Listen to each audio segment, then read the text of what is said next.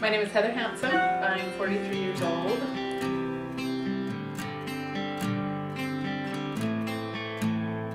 I think my greatest triumphs are the fact that I grew up to be a really nice person. I wasn't really that nice of a person as a kid. A few years ago, my mom ran into somebody that knew my sister and I from high school, and I'm the twin to the nicest person that was ever born on the planet. And the person that we knew from high school said, "Oh, I remember Holly and Heather. Holly was the nice one." And I remember when she told me that I felt really bad, except it was true, because in high school, I wasn't that nice of a person. And I think as an adult, for the most part, I've grown up to be kind and thoughtful and caring, and I've tried really hard to emulate the qualities that were an example to me the whole time I was growing up. So that's probably my greatest triumph, because I've been able to carry it over into my marriage and into my parenting. And had I gotten married and had kids and stayed kind of the same as the way I used to be, it would have been a kind of a long, miserable experience. I first met my husband when I was 18. Actually, the first time I saw him, I just saw the back of his head, and I had a really strong impression that that's who I was going to marry. And it was a good thing I thought he was cute, because first time I saw him, I hadn't even seen his face when I had that thought. And I was 18. We got married 3 days after my 20th birthday, and I think I was pretty young and immature. And over the course of the next 3 years, I'm pretty sure I was kind of a lot like I was in high school. And the time came in our married life where we decided it was time to have kids. It was probably more me that decided it was time to have kids. But my wonderful husband went along with my desire. So we started the process and discovered that it wasn't happening as quickly as we would like. So we finally went to the doctor, and they helped us along to get pregnant, and we found out we were having triplets, which was kind of a big shock.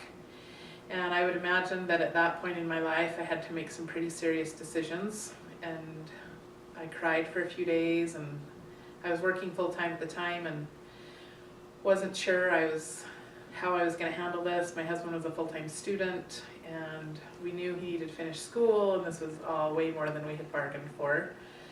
And so we moved forward and decided that we didn't want to regret anything, and that we wanted to be happy about it. And about 4 months later, the 3 babies were born 3 months early at 27 weeks, and they were all very, very tiny.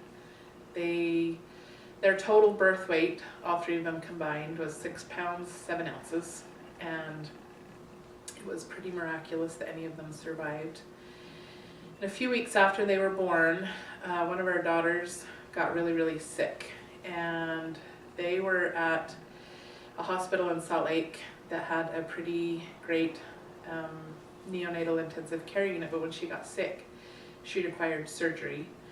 And so they had to transfer her up to Primary Children's. We were back here in Logan at the time, living in an apartment, and we were receiving updates periodically throughout the night as to how her surgery was going, and it did not go well. And we went down the next day to spend some time with her, and I remember sitting by her bed and telling her that if she needed to go, it was okay to go, and that I believed that I would see her again, and that I felt like the only way to move forward was to give her permission to go.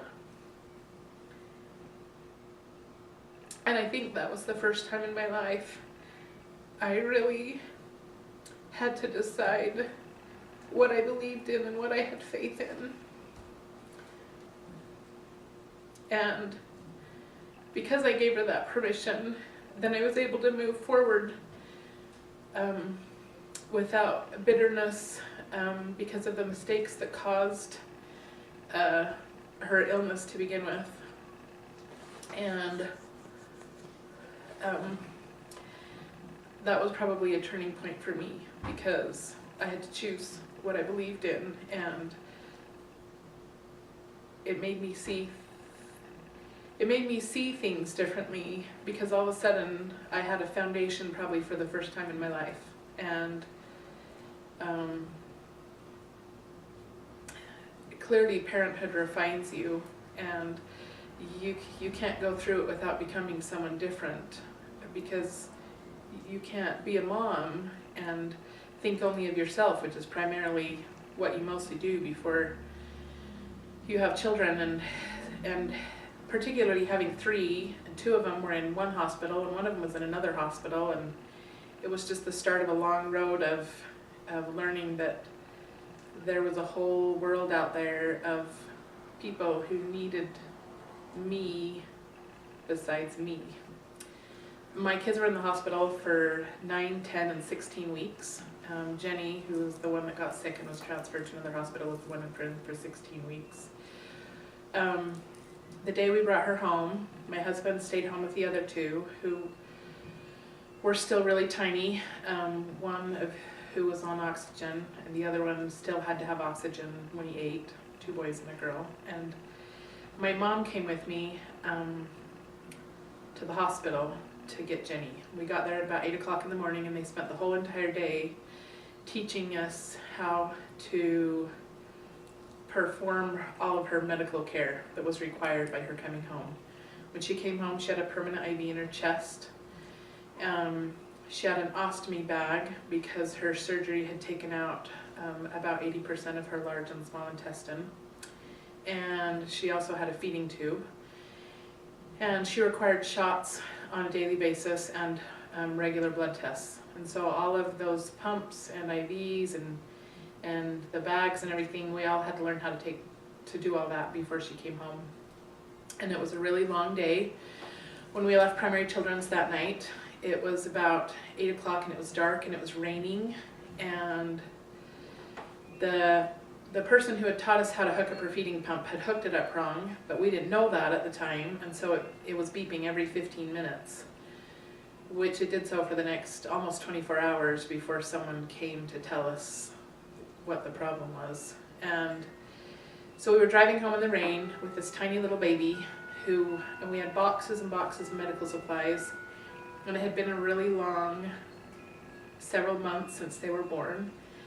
And we got to our little apartment, and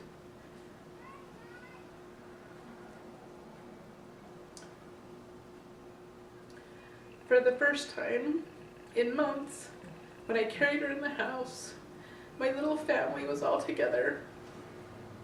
And I remember kneeling down on the floor next to her car seat and crying my eyes out for several minutes. So grateful that we weren't at the hospital anymore, and that she was home, and that she had lived, which they did not think she would do. And then I remember feeling like I have to get up and go to work, and I did. And I probably maybe was a little tougher than I needed to be, but it was 3 more months before I cried again. And it was the only time I remember them all crying at the same time. And it was the middle of the night, and I was begging them all to go to sleep. And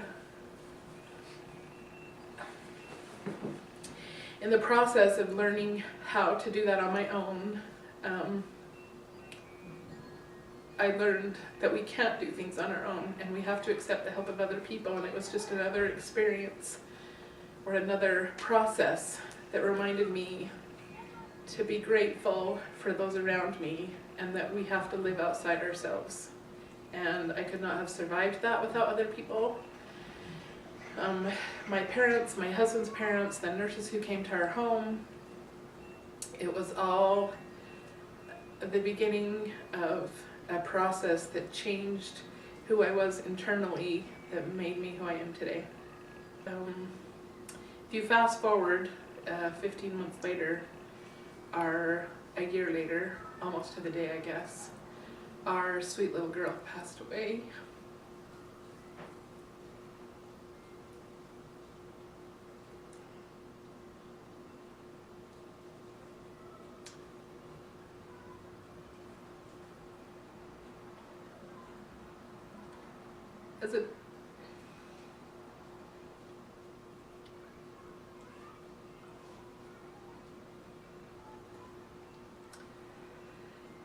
a 24-year-old mom, 23 I guess when they were born.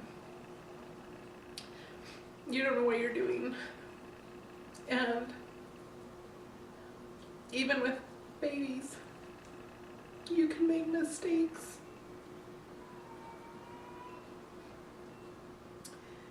And it took a lot of years for me to forgive myself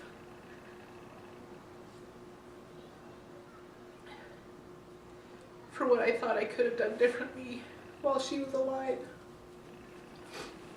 But in the process of that forgiveness,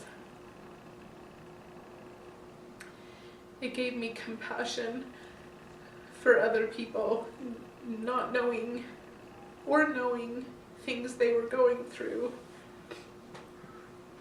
based on the fact that I realized the value of forgiveness.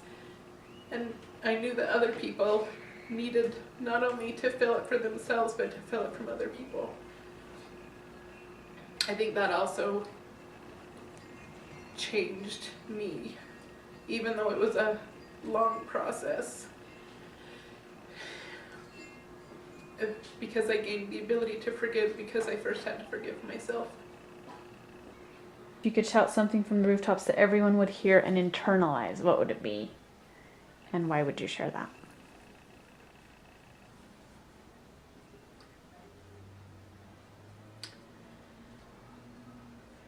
That you don't have to be like everybody else, and you are good enough. We spend way too much time comparing ourselves to each other. And every person in my life that I know and love, and even the ones I don't know that well, are better than me at something. That's okay, because my children were sent to me for whatever reason, with all of my faults and mistakes. My wonderful husband was placed in my life with, he is a way better spouse than I am. But there's a reason that we're with the people that we love, and you need to let yourself be good enough for the people you love. Don't give them your second best. Don't give them what you think isn't good enough because it's not like someone else. I have an amazing friend who, when she decorates her house for any birthday, any holiday, anything, it is to the nines. And she makes these elaborate birthday cakes, and she decorates for St. Patrick's Day. And I've never done any of that. And for a long time I felt really bad. But it doesn't matter, because we have our own traditions and we have our own way of doing things, and my kids love me and my husband loves me, and the same goes for everyone else. You are good enough, and you shouldn't compare yourself to anyone. You should just accept yourself where you are, how you are, and that you have gifts that the people in your life